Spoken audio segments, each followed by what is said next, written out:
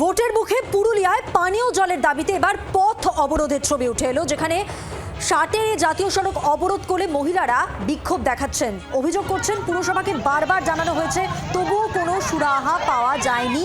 ঘটনাস্থল পুরুলিয়ার সদর থানার পুলিশ বাহিনী রয়েছেন এবং পুরো আশ্বাস শেষ পর্যন্ত অবরোধ তুলে নেন মহিলারা। দেখুন,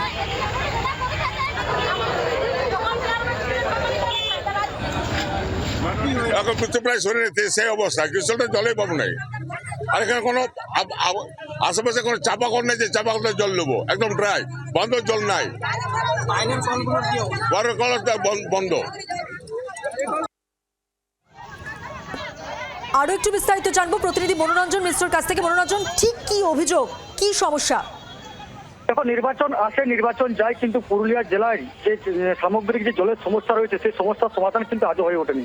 গত কয়েকদিন ধরে পুরুলিয়া শহরের 21 নম্বর ওয়ার্ড সহ বিভিন্ন এলাকায় চরম পানীয় জলের সংকট দেখা দিয়েছে। নলবাহিত পানীয় জল থেকে জল বেরোচ্ছে না, ফলত সমস্যায় পড়েছেন এলাকার বাসিন্দারা। অনেকটাই জল কিনে খেতে হচ্ছে, আবার বাইরে থেকে জল নিয়ে আসতে হচ্ছে।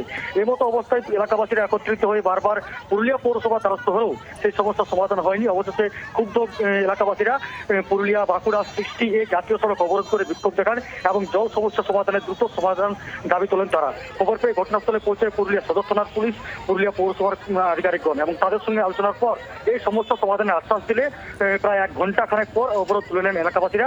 তবে পুলিশের উপস্থিতিতে স্বাভাবিক হয় পুরুলিয়ার বাঁকুড়া যে 60 জাতীয় সড়ক রয়েছে সেই গাড়ি চলাচল আপাতত স্বাভাবিক রয়েছে।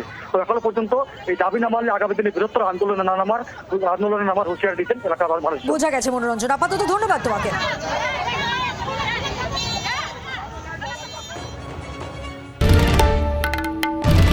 বাংলার আওয়াজ, বাঙালির আবেগ, জি 24 ঘন্টা।